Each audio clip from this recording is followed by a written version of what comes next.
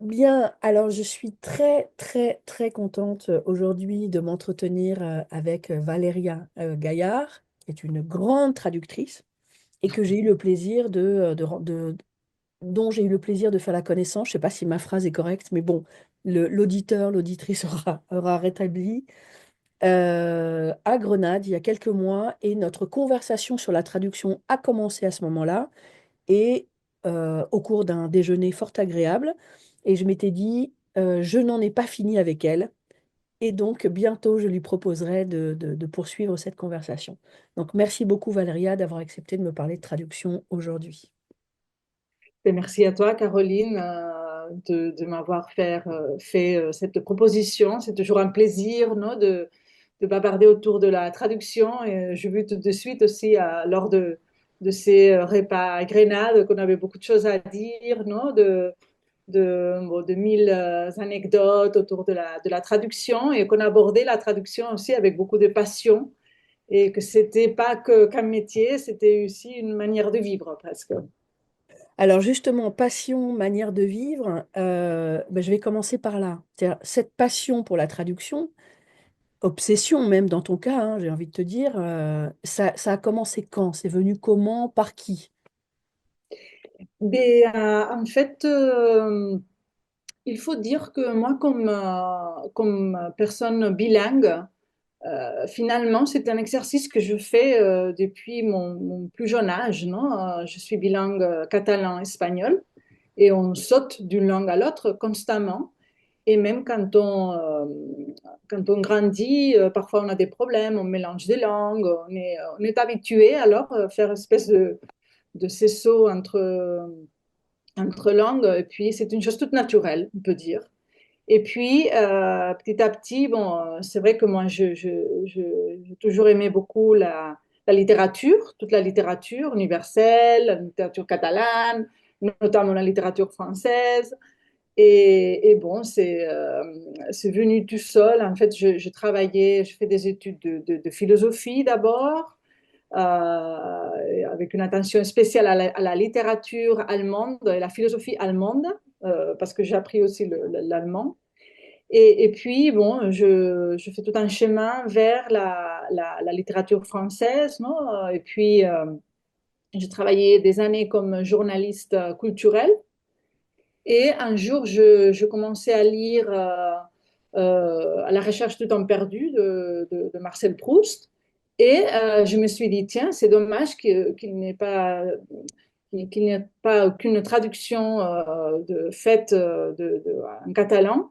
Et c'était faux. En fait, il y en avait une, mais on ne pouvait pas la trouver. En fait, c'est une ancienne traduction qui n'avait pas eu beaucoup de succès parce qu'elle était faite avec le dialecte mallorquin de Majorque.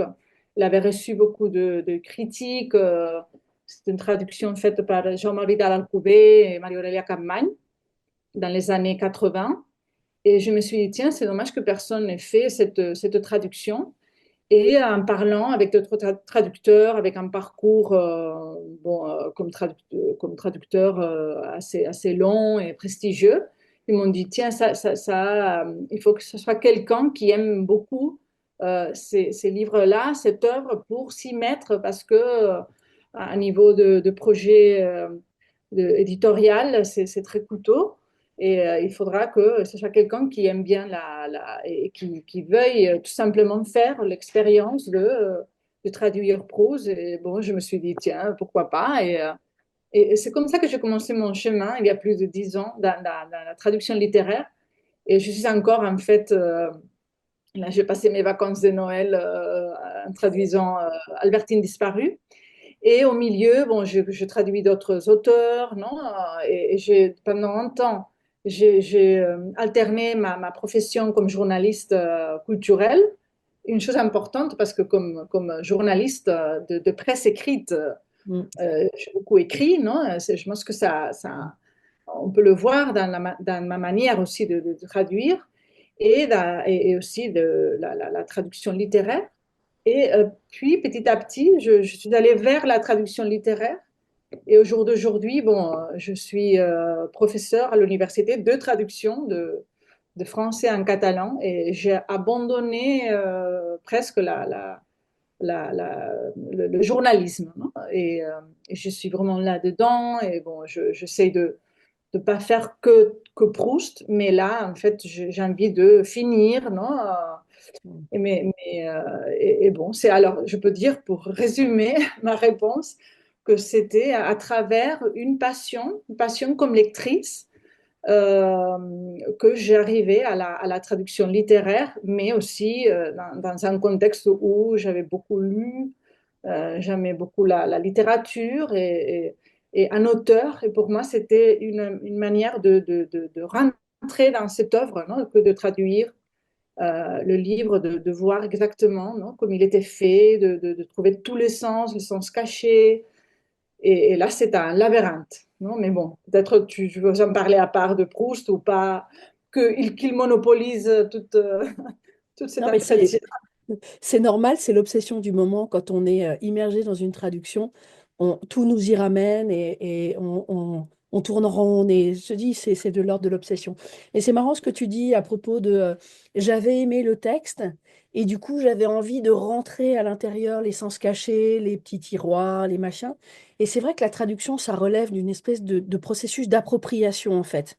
Alors je ne sais pas si c'est du cannibalisme, hein, mais le texte, on l'aime tellement qu'on voudrait qu'il soit encore plus à soi en le faisant parler dans notre langue. C'est moi, souvent, je dis, je crois que je te l'avais dit à Grenade, pour moi, je considère l'auteur comme le père du texte et moi, j'en suis la mère parce que finalement, c'est moi qui lui apprends à parler dans ma langue, à respirer dans ma langue, à rire dans ma langue, etc. Et là, c'est vrai ce que tu dis de l'appropriation, ça m'amuse parce que maintenant, c'est ton Proust d'une certaine manière.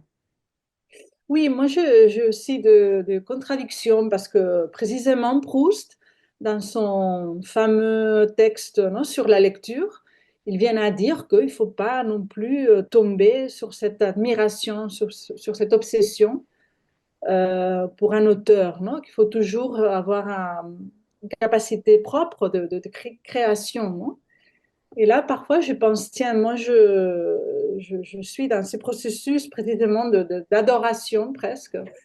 Mais oui, mais bon, c'est vrai qu'au fur et à mesure que je traduis, j'essaie de m'éloigner aussi, non, d'apprendre vraiment sa leçon, de dire, bon, là, je fais, c'est pour cela aussi que j'ai envie de finir, non, de dire, Mm. bon, d'accord, je fais tout ce parcours, non, pour bien comprendre, non, comment il, non, moi j'ai un rapport très comme, plutôt que de mère, comme de maître, non? Maître et disciple, non? De dire, bon, comment tu as fait cette œuvre merveilleuse, non? Avec si complexe, non?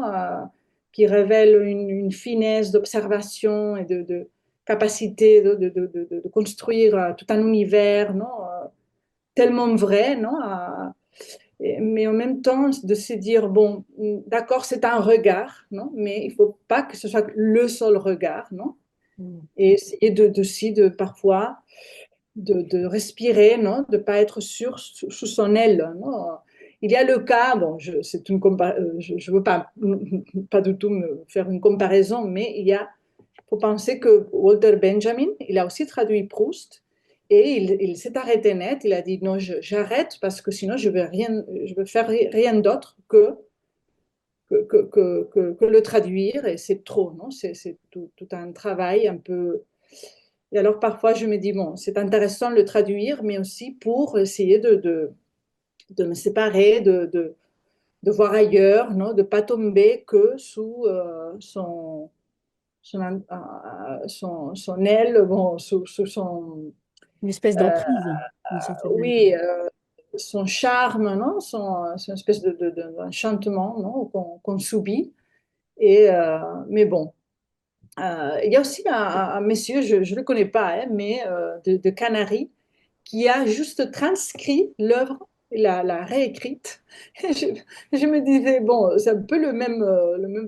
C'est vrai que traduire, c'est beaucoup plus complexe, non? Parce qu'il requiert de nous aussi une partie plus de création, d'interprétation. Mais parfois, je me dis, quand je regarde en arrière, je dis, c'est quand même un travail fou, non? Parce que ça fait des années, et parfois c'est un peu, c'est ça, c'est l'obsession complète. Oui, c'est l'œuvre d'une vie de traductrice, ça c'est sûr. Alors, tu as dit tout à l'heure, alors je sais plus exactement ton mot, hein, mais l'expression, enfin l'idée c'était, euh, je traduisais comme si, et puis au bout d'un moment, je me suis dit qu'il fallait que je prenne plus de recul, etc.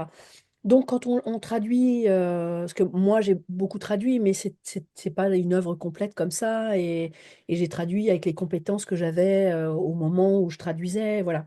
Mais toi, comme il y a, je suppose que tu t'es façonnée en tant que traductrice à mesure que tu traduisais, et donc, est-ce que tu as senti des étapes, alors qui sont des étapes à toi, liées à ce que tu vivais, etc., ou au texte proustien lui-même? C'est-à-dire, est-ce qu'il y a un texte qui t'a fait comprendre un certain nombre de choses de l'écriture et tu t'es dit, ah, non, bah alors finalement, jusque-là, j'avais ce rythme, je sais pas, j'avais pour la syntaxe, je m'y prenais comme ça, mais en fait, il faut que je fasse autrement. Oui, c'est intéressant cette question parce que je pense que bien sûr, comme c'est un parcours, non, on évolue à niveau comme professionnel, c'est-à-dire comme traductrice, non, la manière de traduire et comme, aussi comme personne, c'est-à-dire au milieu, j'ai eu deux enfants, j'ai commencé à traduire, je m'en souviens avec mon bébé en bras, et puis là, bon, tout change aussi, non? C'est-à-dire nous sommes des personnes inscrites dans un contexte non, vital, concret, et, euh, et avec des envies, des espoirs, non, des craintes aussi, non? Et c'est curieux parce que l'autre jour, je me disais, tiens, quand j'ai commencé, j'étais plus inconsciente, non? Peut-être c'était plus une aventure, non? Je me suis jetée, comme on a des enfants aussi, un peu, même si on a peur, on dit, bon, allez, on y va, et puis on verra, non? Hmm. Et là, je pense que chaque fois, c'est plus dur pour moi de traduire. Je suis plus consciente de la difficulté Ah et oui. aussi de la responsabilité. Et je me suis dit, tiens, mais comment peux-je faire traduire ça? C'est complexe, c'est difficile. Si c'est l'âge, non? Je sais pas. Et, euh, et oui, oui, bien sûr, on change de manière d'approcher le texte, non? Et on devient plus proche de l'auteur, on commence à connaître aussi, non? Ses tactiques, ses manières, ses stratégies, non? Là, je viens de faire une phrase précisément l'autre jour, hier soir, où était tout en négatif, non? Ce n'est que et je me suis dit, tiens, ça, il a fait exprès, non? Parce que comme je commence à les connaître, non? Comme il aime bien jouer avec la syntaxe, non? De faire une chose très, très spéciale à lui. Je me suis dit, tiens, et là, il faut que j'essaie de le restituer en catalan parce que c'est un marqueur du texte, non? Je ne peux pas l'effacer ou faire une chose plus simple, non? Alors, je pense que oui, l'évolution, c'est plutôt dans le sens d'un côté, d'être plus à l'aise, parce que comme je le connais, je Hmm. sais déjà, bon, d'accord, il démarre une phrase, non, alors il va se perdre, non, il va faire toute. Parce que c'est vrai qu'en parallèle, je fais une étude, je fais mon doctorat sur Proust traducteur, non, bon, et non seulement sur lui comme traducteur, mais son œuvre, son style. Bon, et alors, bon, ça a aussi m'aidé à essayer de le comprendre non, dans sa démarche comme écrivain. C'est-à-dire d'un côté plus à l'aise et d'un autre côté plus consciente non, de la difficulté, de la responsabilité.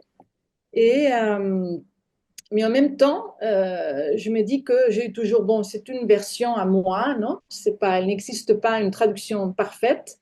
C'est ma version à moi, non? Comme personne qui a une formation concrète, non? Qui a aussi un style propre d'écriture. J'ai une écriture très journalistique, en fait, non? Euh, et finalement, je me suis dit, bon, c'est cette, d'admettre que bon, on fait un travail qui va être surpassé par d'autres traducteurs dans l'avenir, non? Ils vont faire sa propre lecture, moi je fais la mienne et j'essaie d'être le plus honnête possible, non? Et puis voilà.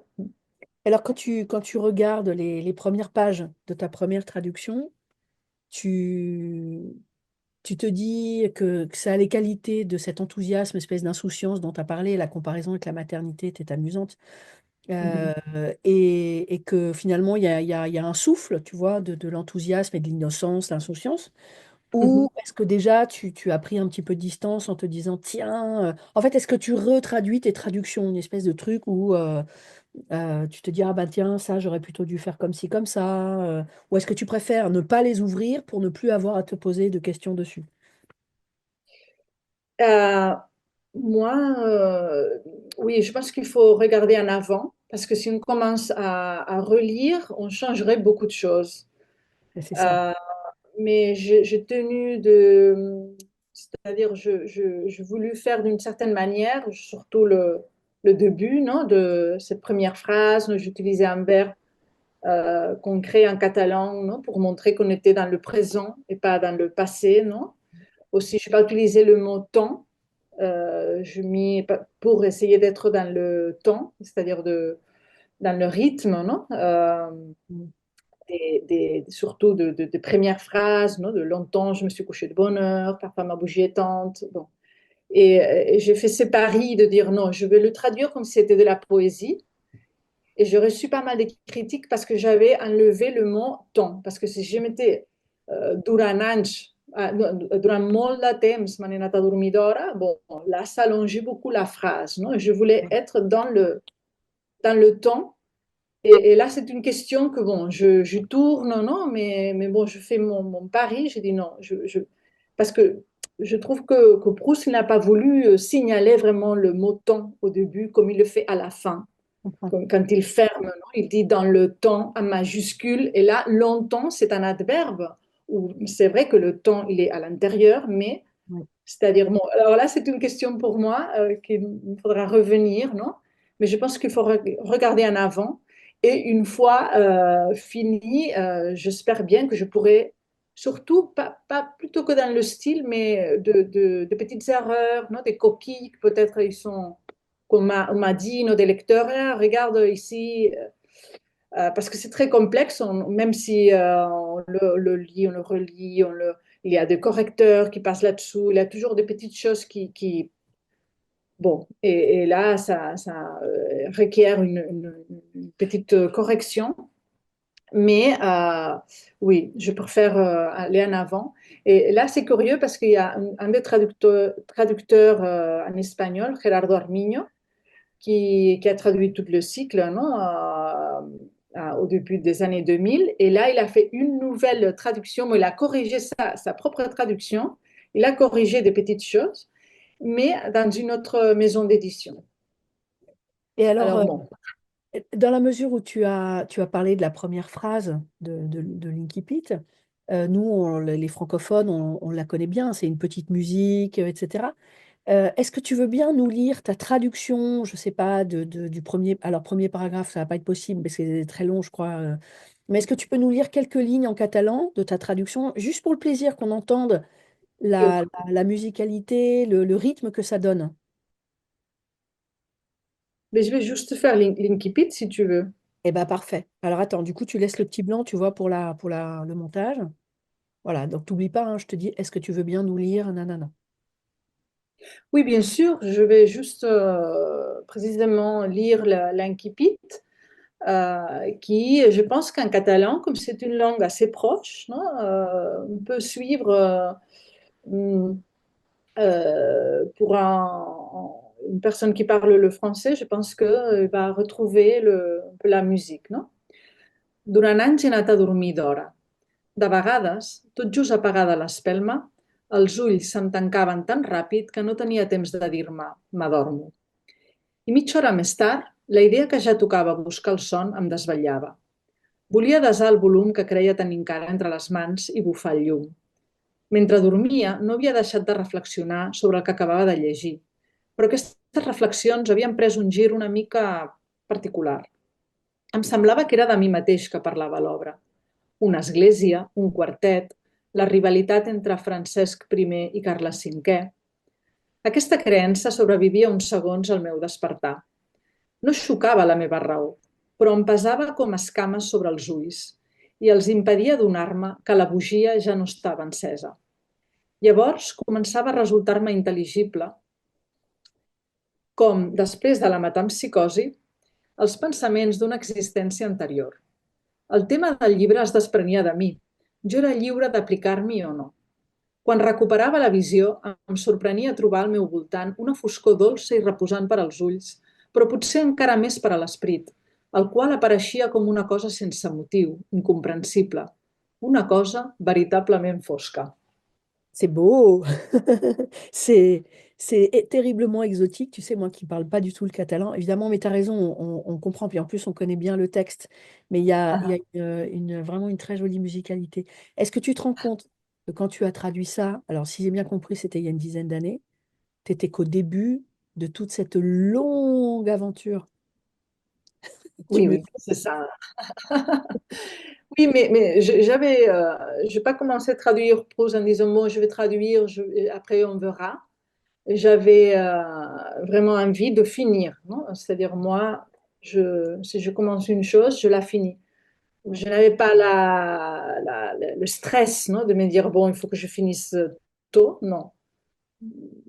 Petit à petit, non, en s'amusant aussi, parce qu'en fait, je revendique, non, un côté plaisir de traduire, non, le plaisir de prendre son temps, de s'y plonger, de regarder, d'aller chercher. Non, en fait, c'est ça l'intérêt. Non, c'est pas que, allez, c'est un travail, il faut finir. Non, c'est juste vraiment le temps. Précisément dans un auteur comme Proust, non, où le temps est si important, mais de prendre son temps, et de faire comme plutôt une promenade, non, C'est une promenade de pas une l'extrême, hein, quand même. marathon. C'est une promenade, Pardon? c'est une promenade de l'extrême, hein, parce que c'est quand même, c'est pas Oui. facile.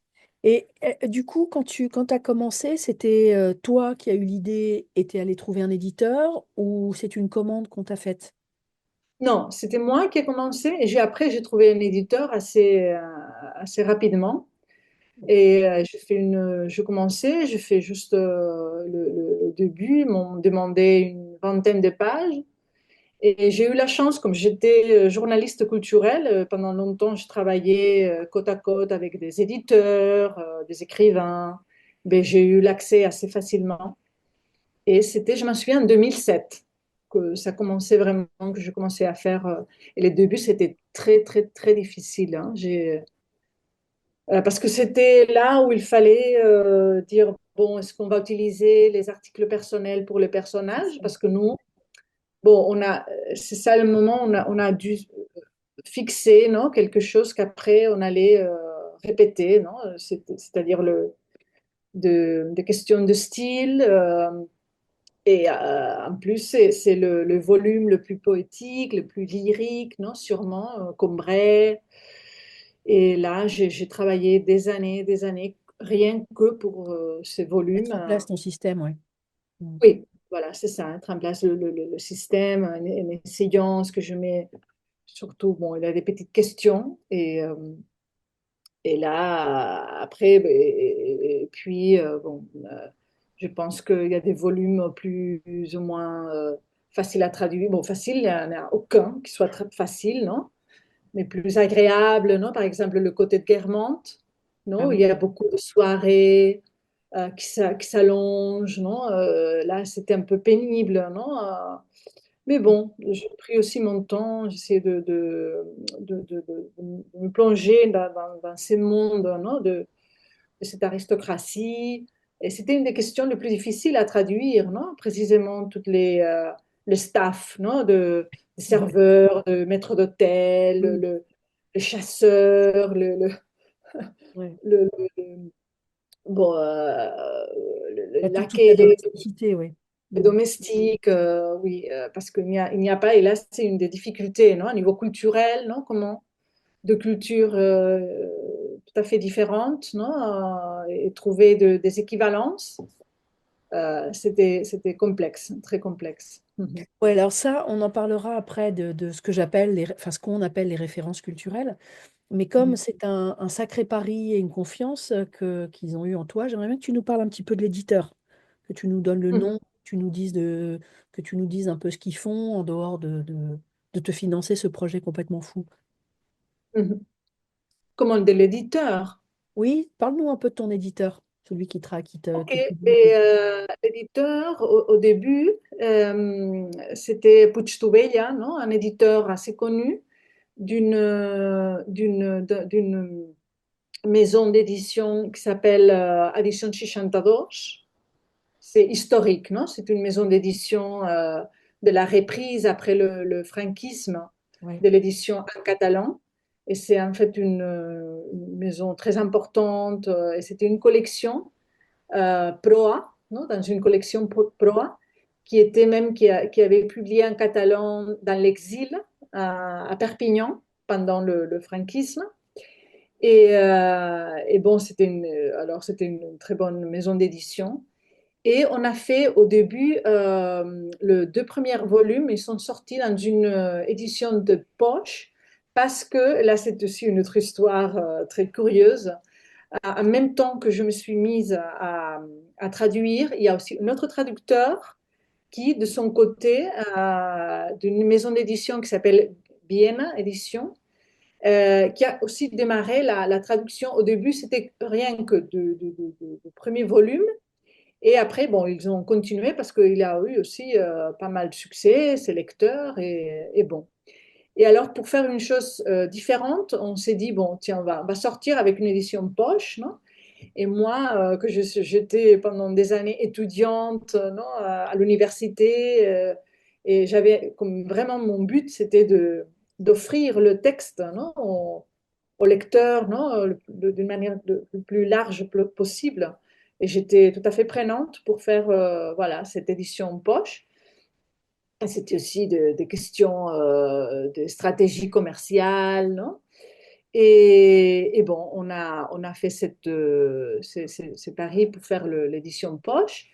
Et puis, la maison d'édition, édition 62, qu'aujourd'hui est dans le sein d'un groupe éditorial encore plus large, non? C'est Planeta.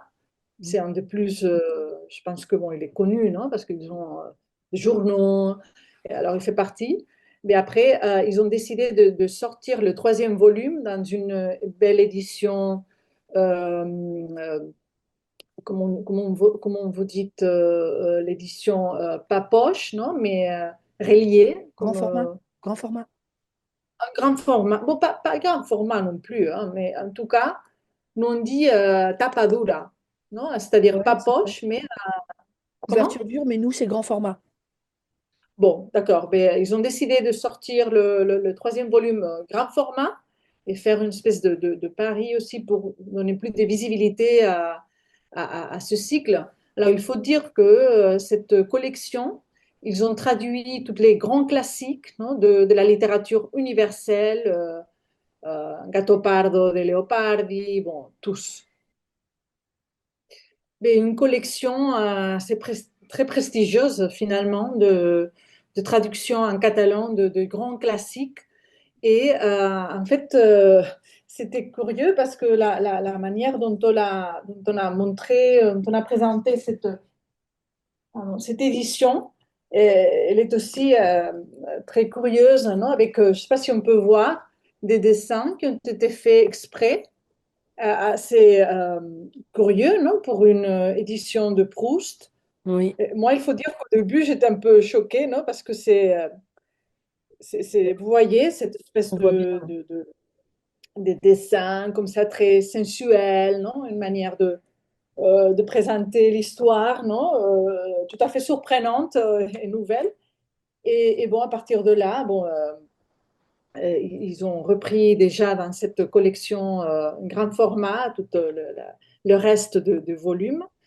Et puis, j'étais contente parce que, comme traducteur, on sait bien que c'est important, non, que la traduction puisse avoir un parcours, non, puisse être distribuée, puisse être Oui. bien présente dans les librairies, non.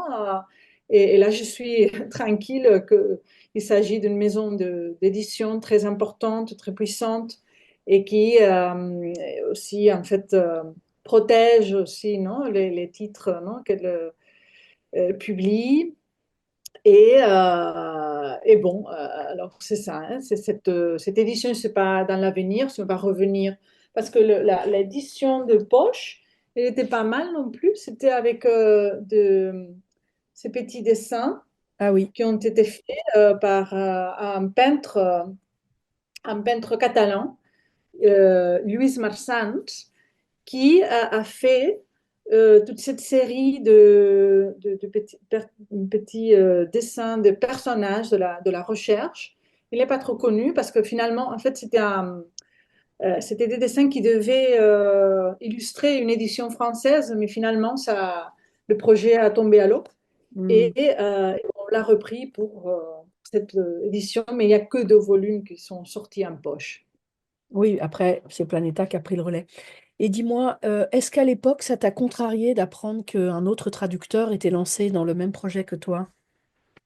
Oui, bien sûr, au début, bon, surtout parce que je crains que mon projet n'allait pas aboutir, non? Ou que les éditeurs allaient dire, bon, écoutez, s'il y a une autre traduction en cours, on arrête, non?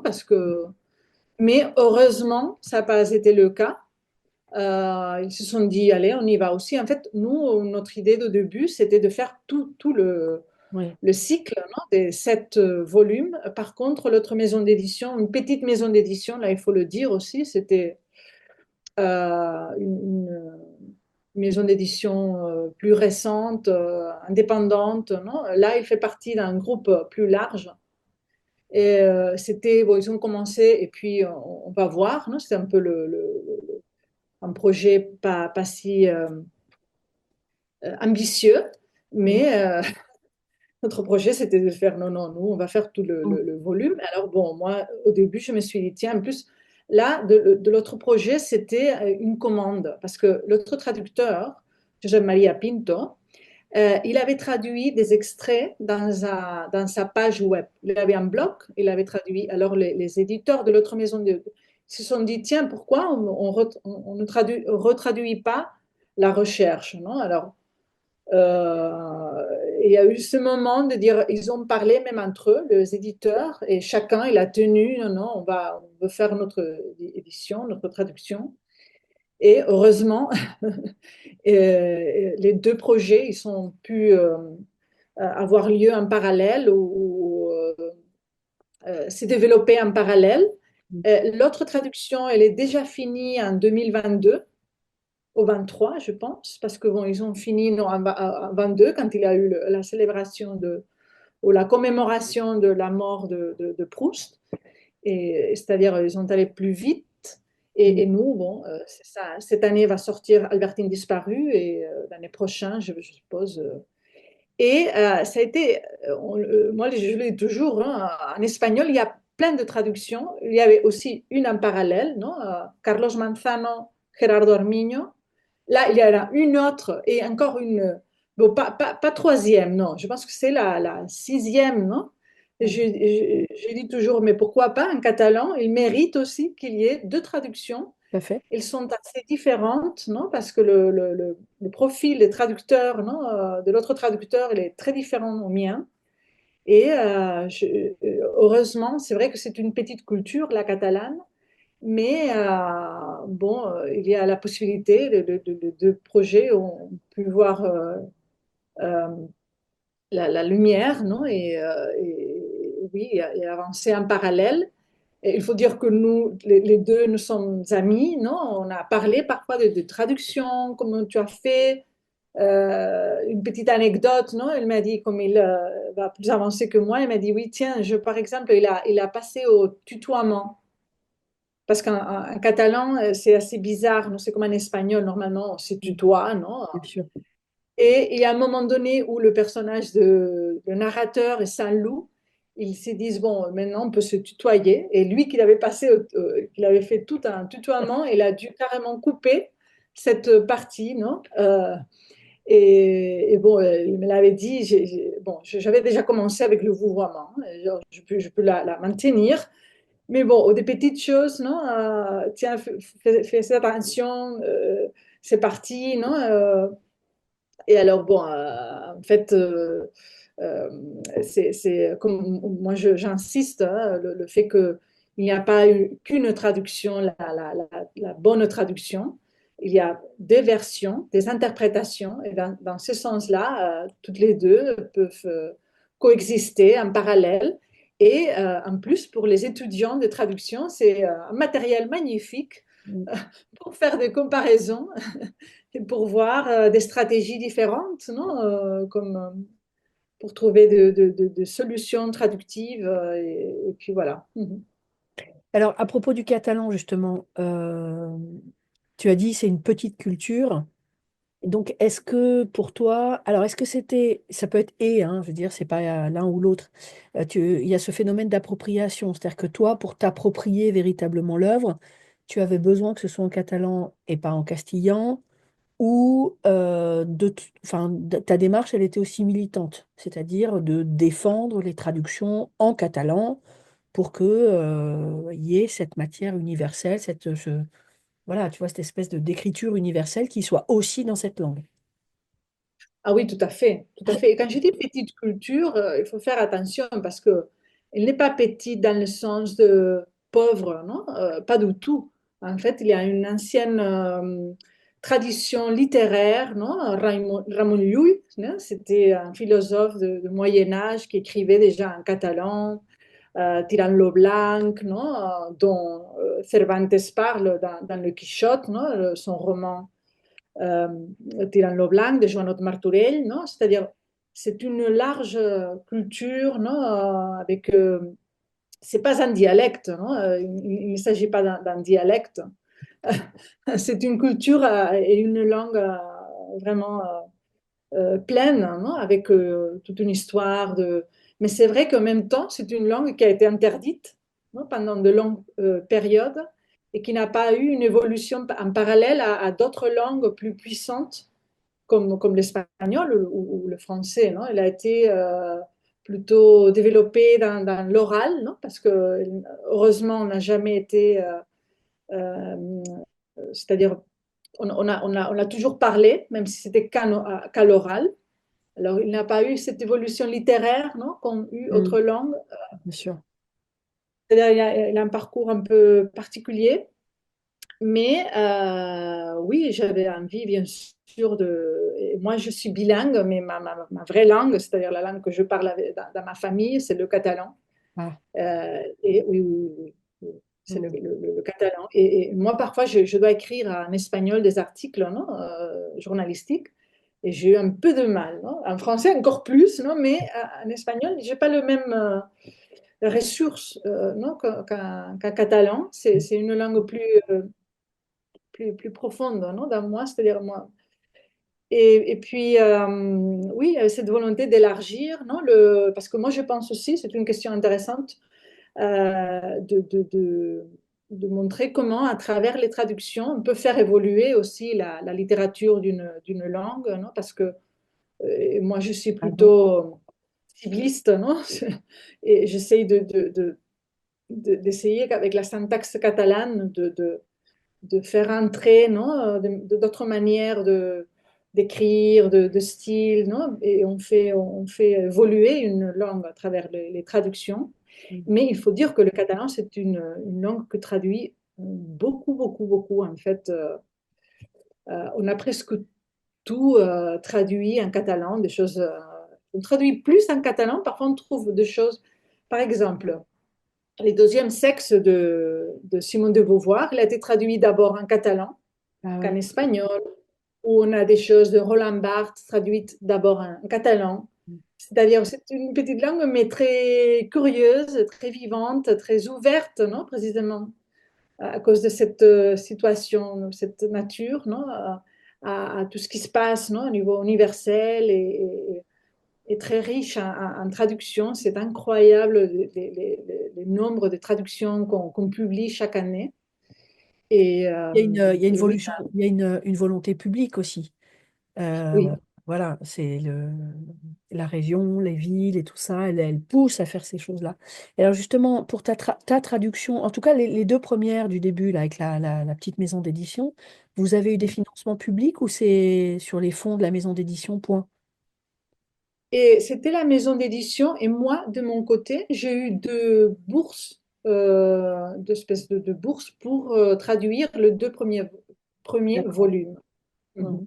Les Mais bourses. sinon, aujourd'hui, c'est la maison d'édition Ouais. qui, oui, mais c'est une maison d'édition qui publie en même temps des best-sellers, non? Alors, bon, ils ont une tâche aussi importante au niveau culturel, c'est-à-dire de mettre dans les mains des lecteurs, non? Ou d'offrir aux lecteurs tous les gros titres de la littérature universelle en catalan.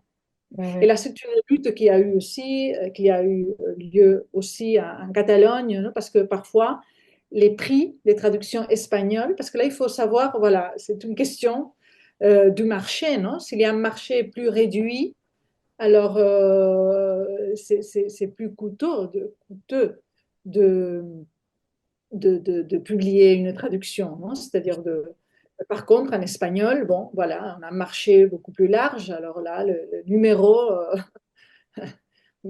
sont pas rouges, non? Et là, en fait,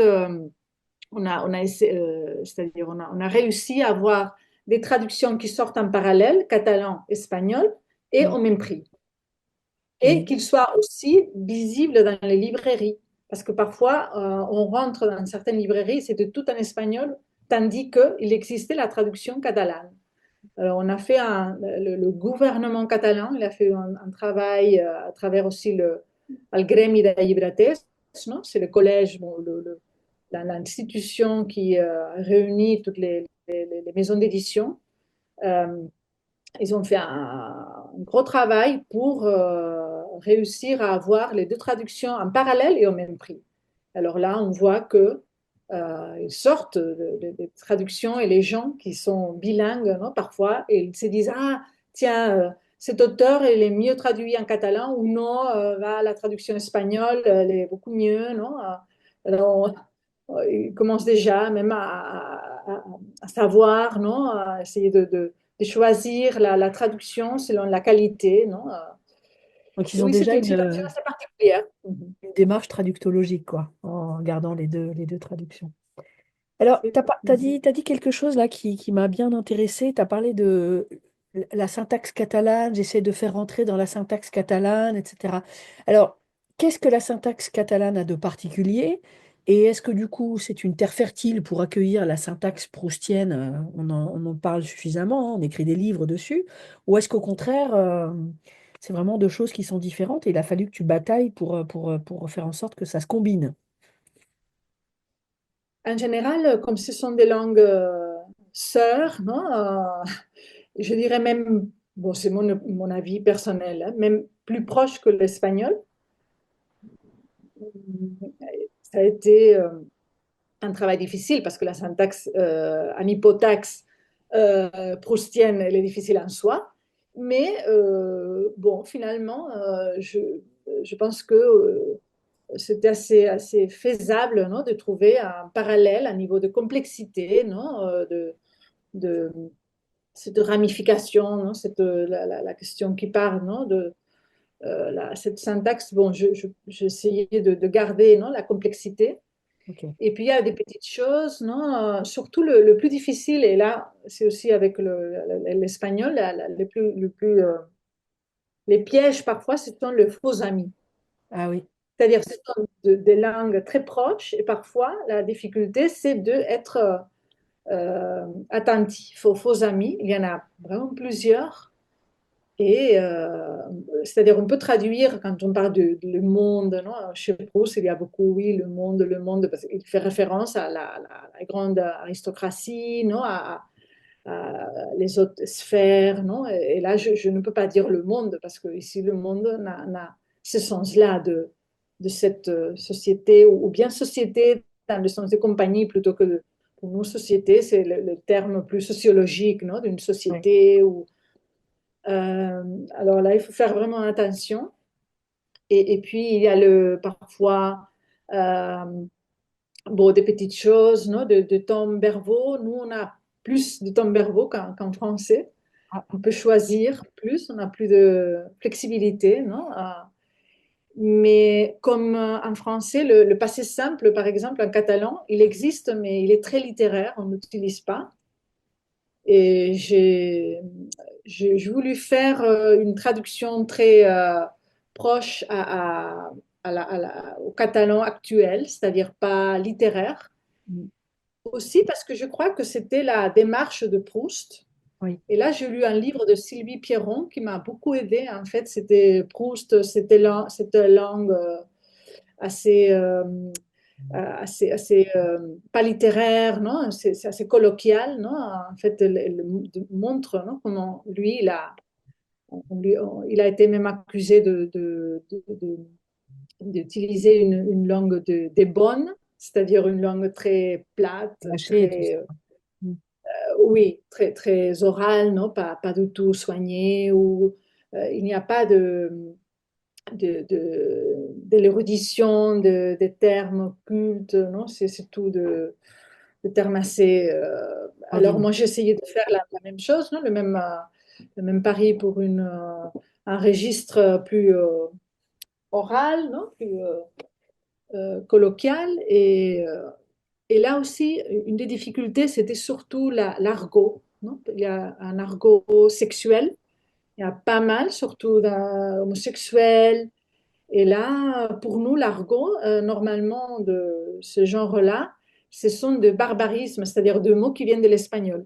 Eh oui, Alors là, c'était une grosse difficulté pour trouver, non, quand il parle de maîtres chanteurs ou des prostituées homosexuelles, de trouver exactement le terme, non, qu'il fallait.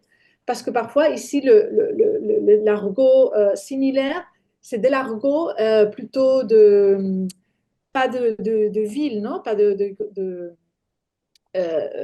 voyons si je réussis à bien m'exprimer. C'était plutôt des termes ruraux, non? De la, pas campagne. de ville, non? Là, si j'utilise ces termes-là, pour moi, que je suis de Barcelone, non? Ça me choque, non? C'est un peu artificiel pour moi, non? De dire selon quel mot. Alors, trouver le mot exact, non? C'était toujours parfois la question du lexique autour de la sexualité, c'est assez compliqué. Et puis, bon, il y a des petites choses, non, comme le don. En espagnol, on a le cuyo, Eh non? oui, On avait le yurs aussi, non? Mais c'est une forme très archaïque qui n'a pas évolué dans le langage courant actuel. Et alors, il faut faire tout un détour, non? C'est-à-dire, c'est pas la maison dont je te parlais, mais la casa dans la quale, non? Et c'est dans la quale, ça.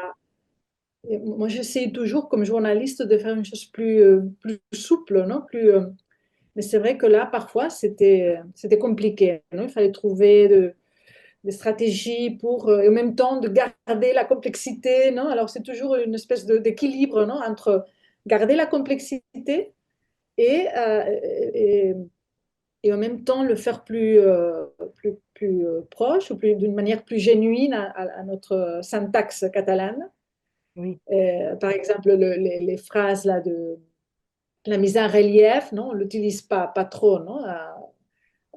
Il faut parfois aussi les phrases passives, non, qu'on trouve beaucoup en français. Non. Cette passive, c'est une des premières leçons quand on apprend à traduire, non, de dire attention aux passives, non, aux phrases passives, parce que nous, on passe normalement à l'active, non, à la phrase active. Bon. Mais parfois, c'est important, non, aussi. Le Et garder, aussi, oui. par exemple, le mot esprit, c'est très difficile de traduire parce que pour nous, esprit, ça a gardé le sens plutôt de l'âme, Mm, mm. plutôt chose pas religieuse, mais pas dans le sens de mot, c'est-à-dire d'intelligence, non? Ou de De cerveau, finesse non? intellectuelle, de finesse De intellectuelle. finesse intellectuelle, non? D'avoir du esprit, je le traduis selon l'endroit d'une manière ou d'une autre. Parce que là, c'est une question aussi qui est un leitmotiv chez Proust, non? La question d'avoir de l'esprit, de la répartie. Alors, quand je lis Stendhal, il parle beaucoup aussi, je traduis Stendhal, une petite nouvelle qui s'appelle le Rose et le Vert. Alors, il fait comme un regard de la société française du dehors, non? À partir des yeux d'une Allemande. Et là, elle parlait précisément de cette question de l'esprit, du ridicule, non? Et, et là, je me suis dit, tiens, là, il y a beaucoup de ça dans Proust parce qu'il fait le portrait de cette aristocratie, non? Qui sont tout le temps ils ont envie de montrer qu'ils sont très intelligents, très, non, très fins, non, Mhm. très rigolos, mais dans le sens de, c'est-à-dire c'est une manière très française d'être, non? Et là, pour faire trouver l'équivalence, non? C'est ça quand on a des difficultés, non? Hmm. Et alors, moi, c'est une des choses que je trouve intéressantes dans la traduction et de l'espagnol vers le français, c'est les différences dans la façon de ponctuer. On a l'impression que les virgules, c'est quelque chose d'accessoire et en fait, on n'en fait pas tout à fait le même usage, voire pas du tout parfois en français et en espagnol. Pour le catalan, je ne sais pas. Mais est-ce que toi, la ponctuation, dans ta traduction, ça a été un défi ou bah, avec le catalan, tu te coules dans le modèle, là où il y a des virgules, tu mets des virgules, là où il y a des points, tu mets des points, ou est-ce que là aussi, tu as dû faire une recomposition du texte? Oui, bien sûr, j'ai dû faire une récomposition du texte parce que, comme en espagnol, la ponctuation elle est tout à fait différente. Dans ce sens-là, le catalan il est plus près de l'espagnol, non, de la manière de ponctuer. Et, euh, et là, bon, j'avançais. Et c'est vrai que ce que je fais pour chaque volume, c'est quand je finis, je laissais reposer la traduction, je l'ai reprise, je fais une nouvelle lecture. Et je pense que ça va, que tout est révisé, euh, toutes les petites difficultés sont résolues. J'écoute le DVD en lisant ma traduction, c'est-à-dire j'écoute la Le- lecture en français, le CD, pardon, je dis le DVD, je veux dire le CD en français, magnifique d'ailleurs, parfois lu par des comédiens de la comédie française, très, très bien lu. Non, on dirait que c'est impossible, mais non, très bien dit. Et j'ai lu en même temps ma traduction catalane pour essayer de adapter la ponctuation vraiment au souffle, non, au rythme. Parce que là, oui, c'est une question, en fait, la ponctuation, c'est la question du rythme, non, et, euh, et là, je finis de corriger ou d'adapter pour que ça soit d'un côté catalan, mais en même temps, un peu la prosodie, et comme c'est faisable, non? Parce que euh, on peut garder un peu cette musique, mais je finis de faire ces travaux. Pour moi, c'est essentiel, non? Parce que Ah dans oui. un texte, ce n'est pas que la question du son, c'est la question musicale, non? Pour moi, c'est très, très importante. Et une question que l'intelligence artificielle, je pense que jamais, non, pour avoir cette sensibilité, pour dire, tiens, je vais mettre une virgule ici ou là, ou je vais faire une petite pause là. Euh, pour essayer de rendre plus près la question plus inconsciente parfois, non, de la question de la prosodie, mais qui est pourtant très présente dans le texte. Et aussi, j'essaie de garder, Proust fait cette ponctuation de points et car, non, au mais, non, une opposition, elle commence avec une phrase en opposition, et j'essaie de le garder, même si en catalan, c'est bizarre, non? Ah Mais je oui. pense qu'en français, quand même, aussi, non? Ça, c'est C'est-à-dire, des lui, ruptures, oui. Mm. il a la ponctuation française en général, et la ponctuation de Proust, non? Et C'est ça. là, Isabelle Certa l'a beaucoup étudié. J'ai bien aimé son livre sur la ponctuation chez Proust. Et alors, on essaye aussi de garder la particularité proustienne, non? De dire, bon, je mets un point, je dis parce que, paquet, tal, et aussi pour faire, non? Pour essayer de garder aussi cette euh, originalité du texte d'origine. Hmm. Ah oui, parce qu'elle a, avec une œuvre comme celle de Proust, tu peux difficilement écraser l'écriture au bénéfice de la langue. Tu es, obligé de l'aménager, ouais, ça c'est sûr. C'est sûr. Et alors, à propos de ce que tu disais tout à l'heure, des difficultés que tu avais eues pour le vocabulaire autour de la domesticité et tout ça, du coup, j'aimerais qu'on revienne aux références culturelles. Et est-ce qu'il y en certaines t'ont posé tellement de problèmes que tu as préféré avoir recours à une note de bas de page? oui, j'ai eu recours. C'est vrai que l'éditeur m'a dit, bon, fais comme tu voudras. C'est vrai que c'est une édition pas, il ne s'agit pas d'une édition critique, alors il faut faire attention, non, Mais moi, je ne suis pas de l'avis que qu'écrire une note en bas de page, c'est comme une, c'est-à-dire, c'est comme montrer qu'on n'a pas le passé bon pour traduire ou que. Non, je préfère, non, parce que je pense que parfois, s'il y a un jeu de mots, le fameux jeu de mots c'est Cotard qui dit, bon, ça, c'est un bateau à vapeur. C'est-à-dire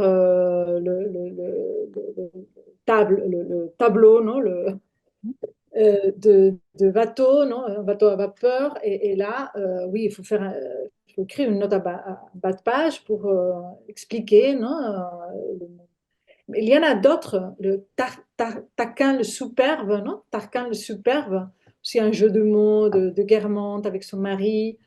Et là, j'essaie de trouver une équivalence, non? Qui peut-être à peu près ça a marché, non?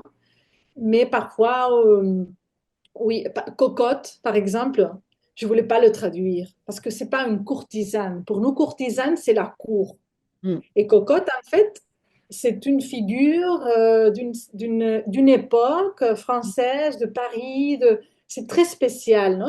D'accord, c'est une prostituée, mais une prostituée particulière, non? Alors, euh, et c'est curieux parce qu'en catalan, il existait aussi cocota dans ce sens-là, Ah oui, mais elle n'est pas connue. C'est-à-dire, même s'il existe le mot, ça c'est un fonctionne mot pas. qui a tombé en dessus, c'est-à-dire que les désuets, on ne l'utilise plus. Alors, je préférais le laisser en cursive, non, cocotte, et mettre un mot au Une... début, non, une note en bas de page, et pour expliquer, non, voilà, il s'agit de. Et puis, je le laissais, non, c'était juste une note au début. Il y avait aussi le bleu, non, cette espèce de télégramme Ah qu'on oui, utilise, pardon, un pneu, un un pneu, pneu, oui, oui, oui, oui. Oui. hein. C'est le bleu, mais le pneu, pareil, je ne peux pas dire un télégramme, c'est pas la même chose, non? Et bon, les petites choses que, oui, je recours à des notes pour expliquer surtout les jeux, quand ils étaient impossibles de trouver une équivalence, de traduire. T'as Mais pris je beaucoup pense de qu'en thé. total, il doit y avoir une vingtaine de notes en bas de page. Par volume ou en tout? En tout, Ah bon, ça en va. tout. T'as été Oui, économe. ça va, ça va. Ça va, Ah, ça va. bon. Et Parfois, il y a de références comme ça, non? Là, oui, je pense que j'essayais de faire le minimum, mais parfois, ça valait la peine de le laisser. Et puis, euh, en plus, moi, je suis plutôt prenante pour montrer la différence, non? Je ne suis pas une traductrice qui essaye d'effacer oui, toutes oui, les oui. différences culturelles. Mm. Parce que d'abord, la culture française est très proche à la catalane, non? Pendant des années, les Catalanes admiraient la culture française, des générations qui ont aujourd'hui 60 ans, ils ont appris le français, c'était une culture, même à niveau artistique, culturel. Alors, je ne pense pas que, c'est-à-dire, ce sont des choses, si je mets chic, non? Ils vont comprendre, non?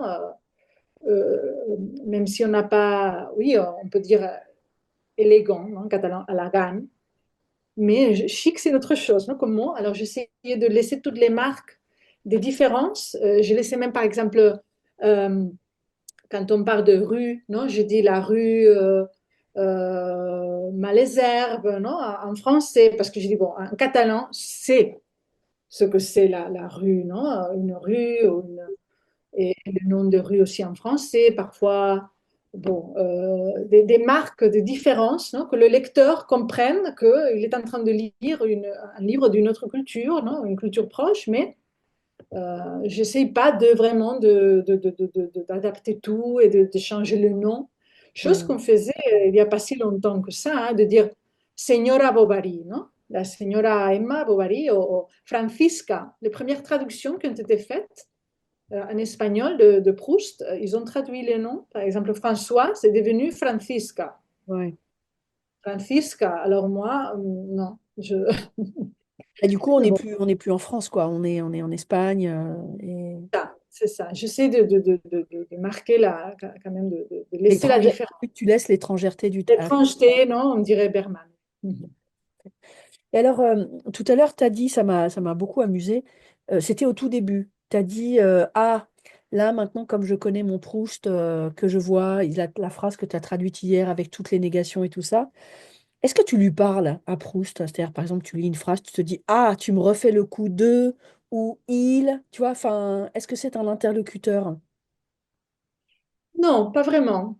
Non, c'est comme une espèce d'esprit, là, dans le sens de entité, non, qu'il est là, mais non, j'arrive pas à lui parler, non, mais j'essaie de le, oui, parfois, oui, c'est fou, non, jusqu'à quel point on- on est sous l'empreinte d'une personne et oui, il y a une espèce de dialogue, mais on essaye de le comprendre, non? Mais il y a toujours ce rapport d'admiration, toujours, non? C'est-à-dire, mais oui, mais c'est vrai que oui, on essayait de trouver des pièges, non? Mais plutôt, c'est la question de, oui, il y a une piège, non? Il ne faut pas y tomber sur cette piège, mais non, je ne lui parle pas, non. Il est toujours là, non, d'une certaine manière. Euh, je suis même son affiche de l'expo, non, de la BNF de Marcel Proust, non, la fabrique à l'œuvre. Et, mais non, j'essaie de garder les distances quand même et pas devenir folle, non, c'est-à-dire, C'est ce que j'avais demandé si tu avais une photo de lui sur ton bureau qui te ferait une espèce de statut du commandeur de attention de bien traduire ce que je t'ai demandé. Bon, et alors, est-ce qu'il t'est déjà arrivé de tomber sur vraiment un os? C'est-à-dire le truc, tu te dis, là, c'est intraduisible et je dois faire des concessions. Alors, mettre... alors, évidemment, on ne le dit pas en public, mais bon, un peu la poussière sous le tapis. C'est-à-dire le truc, là, je vais devoir biaiser parce que je ne vais pas y arriver. Ou est-ce que c'est le genre de cas que tu as résolu avec le système de la note de bas de page dont tu me parlais tout à l'heure? non, il y a eu plusieurs os, non, finalement, dans la recherche. Et je m'en souviens surtout de quelques-uns dans le Sodome et Gomorre, une phrase. La difficulté, c'était au niveau syntactique, non, de la syntaxe, parce que on ne comprenait pas qu'est-ce qu'il voulait dire, non, ce qu'il voulait dire. C'est-à-dire, c'était un extrait où il parlait de Beaugobert. C'est une réception où il parle de l'homosexualité et, euh, et on ne comprenait pas vraiment voilà, le sens de la phrase. Non, alors là, heureusement, j'ai des amis qui m'aident, non, des Proustiens. Et alors je lance, non, s'il vous plaît, là, qu'est-ce que vous comprenez? Et là, c'est curieux comment je lance l'enquête sur plusieurs Proustiens, amis à moi, qui m'ont aidé au long de cette traduction. Et parfois, ils me disent des choses différentes. Non, ils ont compris des choses différentes. Parfois, on fait l'analyse ensemble, non, de dire, bon, alors là, ça veut dire... Et là, quand on s'est dit, bon, même en français, on ne comprend pas là le sens de cette phrase si euh, Et rétortillée, comment on dit, rétortillée, non, ou alambiqué. Alambiqué. alambiquée. Cette phrase, c'est très alambiqué. On ne comprend pas vraiment où est le sujet, où est le complément direct, où est quoi, là, non? Et alors là, j'ai beaucoup tourné, non, autour du pot, voir comment je pouvais traduire ça. Et finalement, je me suis dit, tiens, je vais le laisser tel quel, c'est-à-dire je vais faire la traduction. Et si en Littéral. français, la difficulté de lecture et de compréhension, bien, en catalan, je ne veux pas non plus lui donner euh, plus mâchée, non, ou plus, Cité. de manière plus ouverte le sens. Non, il faudra que lui-même aussi arrive à la conclusion où il essaye de trouver un sens par lui-même. Ouais, ouais, ouais. Voilà, là, c'était vraiment, j'ai galéré parce que c'était très, très, très complexe. Et les autres, quand il y a des jeux de mots, ben, on trouve toujours une note en bas de page ou, ou des petites stratégies pour une compensation parfois, non? Cette stratégie consiste en une compensation de dire, bon, là, je le traduis ainsi et après, je rajoute une chose pour faire aussi le même effet, non? Je sais pas, qu'il fait une ironie, non? Ou un ton plus ironique, non? Pour souligner un ton ironique, on essaye de trouver. Mais oui, c'est vrai que le plus important, et c'est pour ceci que la traduction elle est si intéressante, c'est que d'abord, il faut faire un vrai travail de herméneutique, non, de compréhension du texte. Et je pense que cette phrase-là, j'avais réussi à comprendre, non, ce qu'il voulait dire, mais je n'ai pas voulu voilà, le simplifier, non, ou le mettre d'une manière plus cohérente, non, Ouais, je pour le comprends. lecteur catalan. Et, il y a une difficulté dont je n'ai pas parlé, et très importante, très particulière aussi à Proust, c'est d'être capable de se rendre compte quand les personnages parlent mal, Ah oui, comme Françoise, par exemple, non? Qu'il fait, il fait des coquilles, ou il a bon, des coquilles, c'est où il s'expresse mal, non? Ou je exprime sais pas mal, ouais. comment il s'exprime mal. Euh, et là, c'est important, non, aussi d'être capable de le rendre, non, en catalan, de dire, tiens, là, ça, je ne dirais pas qu'on le dit ça en français, non, finalement. Et alors, il faut aussi euh, être très attentif, non, selon les personnages, non. Il parle d'une manière ou d'une autre, non, comme Proust, il est capable de dépeindre le personnage selon la manière dont il parle, non, avec les mots, un lexique particulier, non, et surtout le personnage tous les liftiers, les chasseurs qui s'expriment mal, savoir. Mais il y a un extrait, je me souviens de Sodome et Gomorre, incroyable, où il y a toute une tirade d'aimer. Très difficile parce qu'il essaye de parler d'une manière très propre, très, très culte, non? Et très bien, non? Avec un registre très soigné et en même temps, Il fait des fautes. il fait tout le temps, non? Ouais, ouais, ça, Et bon, c'est pas facile quand il faut arriver à trouver des fautes ou rabaisser sans faire des caricatures des personnages, quoi. En tout cas, plus que ce qu'ils sont en VO. Ouais. tout à fait. Trouver la mesure exacte, non? De dire, bon, là, je veux Ouais, c'est ça. montrer qu'il s'exprime mal, non? Mais trouver exactement la manière pour le refléter, non? Cette particularité du langage de personnage. Mhm. Oui, bien sûr.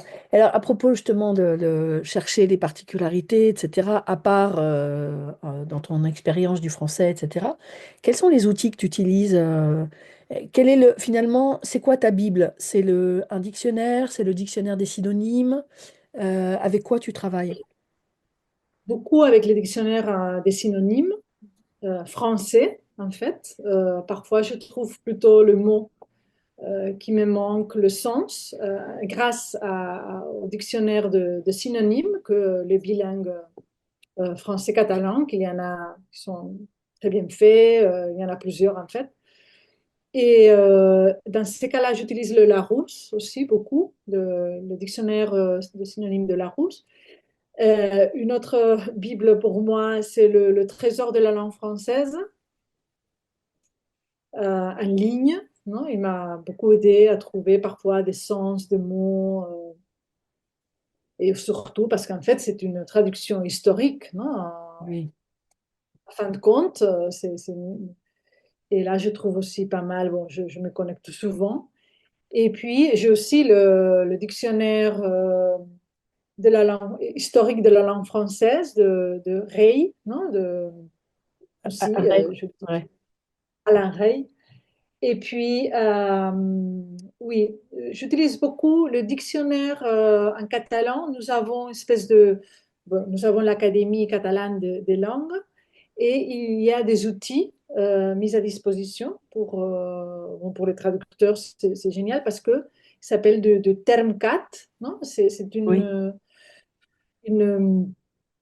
c'est-à-dire ce sont des professionnels, non, de la langue qui offrent de euh, c'est-à-dire on peut faire la consultation d'un mot et eux, ils vont chercher, non, la manière correcte de le dire en catalan. Ah oui, c'est bien ça. Et oui, c'est très bien. J'ai dit, écoutez, moi, en français, il faut que je traduise. Là, je m'en souviens plus le mot, mais il y en avait un, je me souviens, c'était très difficile. C'était Albertine, il s'aimait pour le toupet, une espèce de pièce ici qu'il faut pour monter le toupet. Et Oui. là, c'était comment je dis ça en catalan. Là, il faut que je le cherche. Ça s'appelait ça. Tu veux que je fasse la recherche pour Non, être non, plus c'est pas précis? grave. C'est pas grave. Ça me viendra, hein. Et alors là, on peut dire, non, écoutez, quand ce sont de mots précis, un lexique particulier d'un certain domaine, ben, je peux toujours accéder À ces ressources. à ces sites, non, où on peut faire de consultations linguistiques. Et puis, et bon, en fait, je cherche beaucoup. Pas mal de dictionnaires, des dictionnaires aussi attends, ça, en même temps, parce que, ah non, je l'ai à la fac. J'ai un petit dictionnaire qui marche très bien, c'est trouver le mot juste, parce que parfois, plutôt que synonyme, c'est le même champ lexical, non? Parfois, ça peut aider. J'ai aussi les expressions de nos grammaires, Ah oui. non? Euh, Parce que là, il y a aussi, non, la question il y a pas mal d'expressions Et oui, tout au bien long de sûr. la recherche, non? Il faut aussi trouver parfois, c'est une erreur, non, très commune de traduire des expressions d'une manière littérale, non? Et pas de trouver des équivalents. Et là, voilà, un des cadeaux qu'on m'a fait de Noël, non? Le Larousse, le dictionnaire de l'argot populaire aussi. Mais bon, c'est vrai que je travaille beaucoup, c'est-à-dire avec des dictionnaires français. Ben oui, Et bien sûr. puis, quand je comprends le sens, oui. C'est plus facile une fois que tu maîtrises bien ce qu'a voulu dire l'auteur de voir comment tu as les ressources de faire après Oui. dans ta propre langue, ça c'est sûr. Bon, mais il n'y a pas que Proust dans ta vie. Je sais par ailleurs que tu as traduit d'autres auteurs. Donc parle-nous de ces autres auteurs que tu traduis. Et oui, c'est vrai que je traduis. C'est pour cela aussi que ça m'a pris beaucoup de temps de traduire Proust parce que j'ai lui été infidèle et je suis allée voir ailleurs. Oh, parce que j'ai reçu de propositions de traduction que je trouvais très intéressantes et qui ont enrichi aussi ma manière de traduire. Non, tu sais bien que on s'enrichit, on trouve d'autres styles, non, d'autres manières qui, et c'est petit à petit, non, qu'on élargit, non, les capacités de traduction, non, les outils, et quand on fait face à d'autres manières d'écrire. Et là, j'ai trouvé, par exemple, bon, je traduis Charlotte Delbo, c'est une des premières que je traduis aussi euh, Auschwitz et après, non. C'était tout à fait un autre style, notre voix. J'ai traduit Flaubert, encore simple, un peu de Stendhal, très difficile parce que c'était un roman inachevé, non? Le rose et le vert, et là c'était difficile, très difficile dans un autre sens, non? Dans le sens que, bon, j'étais face à un texte qui n'était pas fini. Et là, il avait beaucoup de problèmes d'interprétation, mais pas dans le sens de Proust, c'est-à-dire voulu, mais dans le sens de vraiment que c'était un produit, que c'était pas fini, c'était pas Oui, ouais. révisé. Mm. Et là, c'était très difficile aussi, non, d'essayer de le rendre intelligible, non, pour le lecteur catalan. J'ai traduit aussi des auteurs actuels comme Leila Slimani, Le pays des autres, Karine Thuil.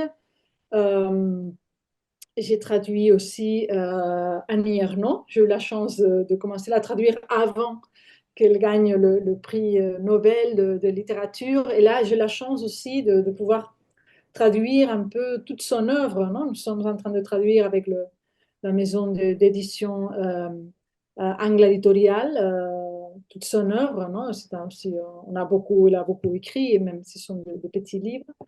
Et là aussi, ça a été tout un effort, un défi, parce que c'est une voix complètement différente, non? La manière bon, il parle d'écriture plate, non? Et ça entraîne aussi une difficulté de trouver le mot juste, de trouver aussi cette atmosphère, non? Un peu grave, non? De l'écriture d'Ernaud, non? Tout à fait le contraire de l'écriture très Résonante, ouais. tofu, non? Très tofu de Proust, non? Très comme colloquial, même on dirait qu'il parle. Et oui, là, je dois traduire aussi Dali, une expérience très particulière parce que Dali, il était catalan, il a beaucoup écrit en français. Et là, je dois traduire la lettre ouverte à Salvador Dali. Ah Et oui. j'ai dit, bon, je vais faire une petite pause avant de, de- d'aborder le temps retrouvé pour traduire. Bon, c'est un texte assez bref de Dali, mais il y a tant d'autres auteurs dont j'ai dû renoncer à cause de Proust, non? Parce que bon, Ouais, c'est vrai qu'on ne peut pas tout, on peut pas tout traduire, non? Faut se brouiller un chemin, choisir, non? Aussi les auteurs. bien sûr.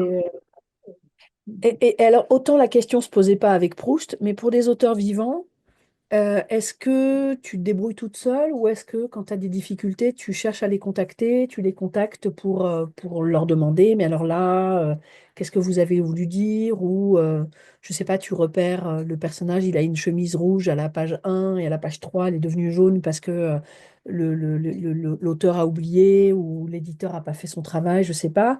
Ou vraiment tu t'interdis d'entrer en contact quoi qu'il arrive. j'essaie d'entrer en contact, mais c'est pas toujours facile, non? Ni évident. Dans le cas de Leila Slimani, il y avait pas mal de choses dans le pays des autres, non? Qui avaient d'âge de personnages bon, qui allaient pas ensemble, ou à niveau chronologique, il y avait des choses et aussi, il y avait parfois, c'est une scène, non? Qu'on l'a pas clair dans la tête, non? Je sais pas, ça t'arrive aussi Ouais. Moi, j'essaie d'avoir, non? Comme l'image, non? Pour bien comprendre. Et dans ces cas-là, il y avait une scène où le personnage se tenait par la main, mais je ne savais pas comment exactement pour le rendre. C'est important parce que parfois, c'est pas la même chose si on se donne la main que si on se tient par les bras. Je sais pas. Et on a essayé de la contacter, mais sans succès, non? Parce que bon, là, il faut le dire aussi, un catalan, une petite maison d'édition, ça n'a pas le même poids qu'une langue comme l'espagnol, non? Même si on trouve de plus en plus une sensibilité, non? Vis-à-vis de petites langues, non? De petites grandes langues, comme j'aime bien le dire. Mais parfois, ça a été difficile, pas parce que je n'ai pas voulu poser des questions, mais parce que j'ai pas eu de réponse. Dans le cas d'Annie Ernaux, au début aussi, on a essayé de la contacter parce qu'il y avait une, mais là, en fait, c'était, dans le cas d'Annie Ernaux, c'est la maison d'édition, ils ont dit, bon, c'est pas nécessaire de la contacter, non, Oui. de la déranger, non, mais moi, je pense que c'est important. Par contre, j'ai traduit aussi une autrice nouvelle, Lucie Rico, il a publié GPS, euh, un premier roman que j'ai bien aimé, très sympa, très frais. Et là, c'était parfait parce que j'avais la même chose, hein, des systèmes que je ne comprenais pas exactement à quoi elle faisait référence. Et j'ai eu tout de suite sa réponse. Non? Elle était très contente qu'on lui pose des questions. Et en fait, je pense que les auteurs, ils aiment bien ça. Non? Ils préfèrent, non? En tout cas, que le traducteur fasse le travail s'ils ont des doutes, non, d'essayer de trouver des réponses, non, pour bien traduire, que de pas, voilà, j'interprète ceci, et puis, non, d'être plus scientifique, non, si on peut dire d'une certaine manière, si est possible, si l'auteur est vivant et c'est faisable, non? Mais c'est vrai que malheureusement, je traduis aussi Marie-Hélène Lafon, aussi une autrice que j'aime bien, aussi avec un style très très très particulier. On va traduire d'autres choses à elle. Je traduis l'histoire du fils et les sources. Et aussi dans ces cas-là, on avait des difficultés. On n'a pas pu contacter l'autrice. Mhm. Ah, ouais, d'accord. Bon, on comprend que tu traduis beaucoup, beaucoup, que tu dois passer beaucoup de temps dans ton bureau, derrière ton ordinateur. Donc, une journée type, tu commences à quelle heure? 4 heures du matin et tu finis à 23 heures? Et je suis une traductrice qui profite, comme j'ai des enfants j'ai deux filles assez petites, non, parfois, j'ai une demi-heure, mais je me mets. Parfois, il m'arrive de traduire et ils sont par là, c'est-à-dire je réussis à me concentrer, et même si il y a du monde, ou il y a du bruit, ou il y a euh, et je n'ai pas une journée type parce que vraiment, chaque journée, c'est vrai que j'ai besoin de traduire. Ah, C'est-à-dire là, pendant les vacances Noël, j'étais anxieuse parce que je ne pouvais pas traduire. Là, même si je voulais, je ne pouvais pas et je ne me sentais pas bien, non. Parce que j'avais besoin de consacrer au minimum 1 heure, 2 heures, non, parce que c'était un besoin, un vrai besoin de trouver, même si c'est la nuit, parfois je traduis la nuit de 10 heures à minuit, parfois à midi si j'ai un moment, parfois c'est toujours, mais c'est vrai que c'est un travail qui requiert beaucoup d'heures, non, des heures, des heures. Et quand j'ai eu la chance d'aller dans des résidences de traduction, ça m'a fait plaisir parce que je trouvais que je n'étais pas la seule, non, d'être là. Non, que je dîne, mais bon, je monte vite fait parce qu'il faut que je finisse, non. C'est un travail qui requiert, non, des longs, des heures, non, et sans compter en fait. Mm. une implication, ouais. Et alors, est-ce que tu as une espèce de mimétisme, tu te mets à parler comme Proust, tu te mets à manger ce qu'on mange dans le roman que tu traduis, tu te mets à écouter la musique que le personnage écoute. Ah oui, ça oui, la question de la musique, mais parce que c'est essentiel chez Proust, non? Il y a une réflexion très approfondie sur la musique, bon, en fait, sur tous les arts en général. Et là, oui, je fais tout le parcours de toutes les musiques dont il parle, au moins qui lui ont inspiré, non? Plusieurs personnages, le Vinteuil, de Roland Petit, non? Que j'ai eu la chance de voir à l'Opéra de Paris. J'allais exprès pour le voir. Et, euh, et oui, j'essaie de me plonger dans cet univers en lisant, c'est pas des mémoires, des biographies de personnages, de Madame de Greffulé, bon, c'est vrai que je suis un peu dans ce monde-là et ça m'arrive parfois de trouver des choses. euh, je pense, tiens, Proust aurait aimé, non? Parce il a un sens très humoristique, non? Ou des choses, des personnages, d'identifier, tiens, ça c'est comme un charlus, ça c'est plutôt un Saint-Loup, non? C'est vrai qu'on a un filtre, non? On regarde la réalité à travers les yeux de Proust. Bien sûr. Et, et c'est vrai que chez moi, on me dit, mais Proust, c'est comme plus de la famille, non? Parce que moi, c'est la mesure, non? Pour moi, des choses, non? Parfois, ah, ça c'était avant de Proust, c'était après. Et, j'ai toujours, ah, ça c'est de l'époque de Proust, non? Et c'est vrai que oui, ça altère un peu la manière de regarder le monde parce qu'on est dans cette atmosphère, non? Cet univers proustien. Et comme il décrit si finement les caractères, les personnalités, non? Les comportements de l'homme, je dis, tiens, je l'identifie dans ma vie quotidienne, hein. C'est vrai parce que en fait, c'est à cause de cela qu'il est un vrai génie, non? Il est capable d'aller au-delà de son époque pour montrer la condition humaine en général, non? Et oui, parfois, oui, il est très présent dans ma vie en tout cas, c'est vrai. Mhm. Et alors, quand tu vas en France, tu te fais un devoir, une obligation de manger systématiquement au moins une madeleine? Eh bien non, parce que là, c'est la Madeleine, bon, ça a été étudié. lui, il prenait pas de madeleine, il prenait Je des sais, biscottes je finalement. Des sais. biscottes.